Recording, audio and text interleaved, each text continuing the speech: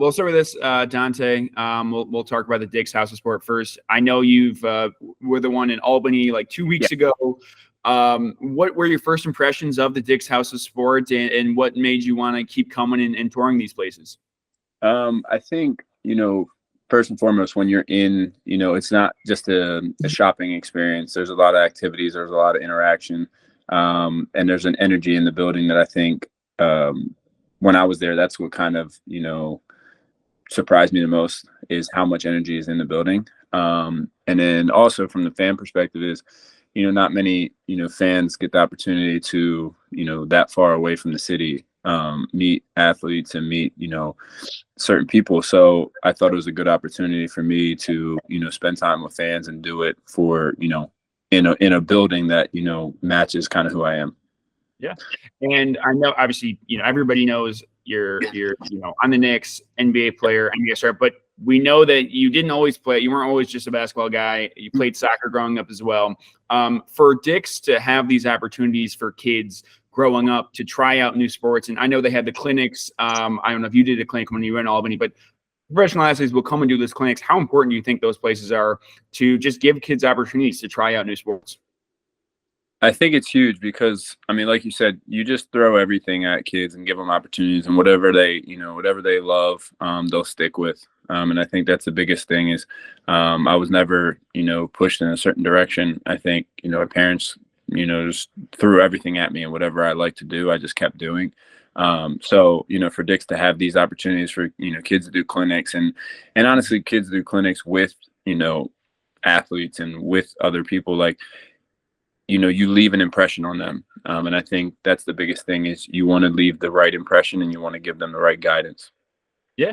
And obviously you mentioned going to Albany, you got to interact with some Knicks fans who maybe don't get to head to MSG pretty often. Was there any difference between like New York City Knicks fans and upstate Knicks fans that you realize, like how cool is it just to interact with it kind of, the same fan base in a different region?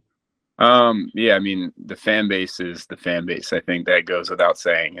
It's second to none, no matter where you're at. But I think for me, it was great to see, to go a couple hours away from the city and, to get outside of the city and, give fans an opportunity to, it's a lot to drive into the city to go to a game or go to an open practice, whatever. So, to reward kind of their support, to go out there and, just spend time with them is, it doesn't just do something for them. It does something for me as well. And now to talk a little bit more about your career, especially about the season. Obviously, it was your first year with the Knicks. It was a career year, not just in like counting stats, but in percentages as well. What was clicking for you? Obviously, you're playing with a lot of familiar faces, but what was the determining factor for you to kind of take that extra jump going into the season? Just one is the energy in the Garden. Playing in the Garden is super fun. Playing at home is, amazing here.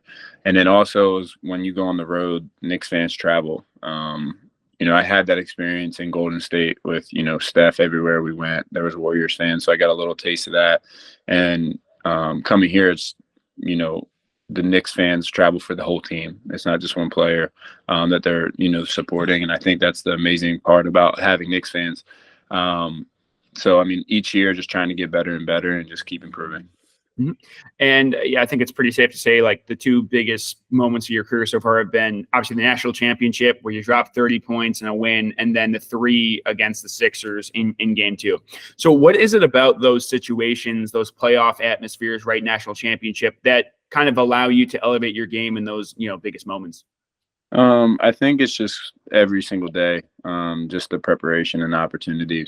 They just meet. I think, not getting too down on bad games or bad days and not getting too high on, on good games. So I think just continue to work every single day. And then, those moments happen. You never know when they will happen, but, they always will happen. Mm-hmm. From the national championship, what was the mindset going into that game? Obviously, it was your last college game, biggest stage you had played on, or one of the biggest stages you played on up to that point. What was the mindset going into that game? Obviously, you guys essentially blow them out, but going in, that probably wasn't the perception. What was the mindset like? No, it was, I think the whole season was very interesting because, our winning differential was so big. Our margin was so big that, ourselves and our coaching staff, we were doing a lot of different things to challenge ourselves every single day to not get complacent. So, you look back at who was on the team and, you're almost like, obviously you guys should win. But during that moment, you never know what can happen. And I think, going throughout the entire season was the mindset was don't get complacent. And, just stay focused on the goal at hand. Yeah, I'm obviously you've probably been asked about this a million times, but now that you're playing with, your college teammates now in the NBA, obviously you haven't played with Ncaa yet, but playing with Jalen, playing with Josh, did you feel like those years in college at Nova kind of just are continuing to help that chemistry now that you have in the NBA? Yeah, I think that the beautiful part about, having these guys on the team is it's not just teammates. They're not just, not deserving of the positions that each other are in. I think, whether we went to Villanova or whatever, everybody's a good player. So I think they just fit. We all fit with each other. And it just helps that, we've known each other for, 10 plus years almost. So I think it's amazing. And you just have to, savor the opportunity because this doesn't happen a lot. Mm. What's Coach Tibbs been like, knowing that you guys obviously have known each other, you're friendly with each other in practice? Is it, I know obviously he's, very intense coach, very intense practice. Does he have to tell you guys like, all right, guys, like not going to offer his, he just kind of let you guys do?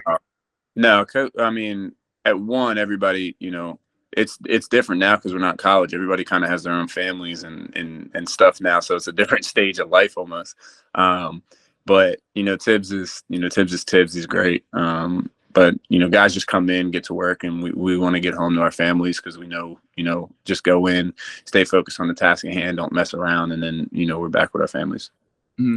Did any of the Philly connections you made when you were in Villanova kind of hit you guys up? And did you guys have to go to the Knicks? Did it have to be the Knicks? You guys, in terms of that Philly New York rivalry? Everybody has their interesting story about, their draft process and Sixers and an opportunity there. But, for me, it was more so just fit. I told people when I went to free agency last year, it had nothing to do with, Jalen and Josh being here. It had everything to do with being, close to family, a couple hours away, playing in the Garden, and also playing for such a historic franchise like the Knicks. Mm-hmm. All right, I'm just going to rattle off a couple quick questions. You can do 5 words or less, up to you. I'll let you kind of figure out how long you want to do it. Doesn't have to be with current teammates either. I'm going to ask kind of about your teammates as well. Who do you think has been the funniest teammate you've ever had? Funniest teammate I've ever had, Jeff Teague. Jeff Teague. Yeah. And then his podcast is phenomenal. Have you been on this podcast yet or no? I have not. We were during the playoffs, and he's an indie guy, so I was staying away from it. Fair enough. Biggest trash talker you've ever played with? That I've played with? Mm-hmm. I would say PJ Tucker. PJ Tucker. Funniest coach you've ever played for? It's a mix between either Darvin Ham or Charles Lee. Okay, fair enough. I'm from, we're from Binghamton, which is 2 hours north of 2.5 hours north, west of the city. But I have a lot of friends in the Westchester, New York City area. They all wanted me to ask, what's your favorite Italian place? Oh, that's a good question. There's actually a spot my fiance and I order from so many times a week is Angeline's. It's kind of, in this Westchester area. Little hidden spot is absolutely delicious. I do want to try. I'm trying to, get some connections. I want to eat at Rouse. I just learned about the whole history behind it. So I'm definitely trying to wiggle my way into a table there. Fair enough. So if you guys win a chip this year, is your first place going to Angeline, or what's your first move? Oh, I have no idea. My first tour, where would we go? Oh, that's a tough question. I actually don't. I have no idea. Fair enough. Have you, obviously, I know you were in Albany, 2 weeks ago. You've been kind of doing this tour. Have you ever heard of Binghamton? Have you ever been to Binghamton before this trip? I have not. My fiance, we were actually looking it up and doing some stuff on the map and everything. My fiance is about an hour and a half-ish south, right south of Scranton. Okay. That's where she grew up. So that's probably the closest. But for me, it's more so about, different communities that, you know, are away from the city that have such a passion for, you know, the fan base of, you know, for the teams and for the players. So to give, you know, fans an opportunity to meet players that necessarily not many players want to travel that far, I think that's what is, you know, in my mind is a little bit different. Yeah. Last question I got, and again, I appreciate you taking the time to do this. Yep. I know you're a guy. Obviously, as I mentioned, you kind of took this step up, right? Averaging 16 a game this year. What's something you've been working on that you want to add to your game going in to this next season? I think just making reads off of how defense is playing me. You know, being whatever top 3 or 4 in threes last year, they're going to guard you a little bit differently going into this year. So making reads off of that and just how to stay aggressive within our offense. That's all. Cool. All right. Thank you so much, Ncaa. I greatly appreciate you doing this, man. And we'll see you on Saturday. Thanks again. Thank you guys so much.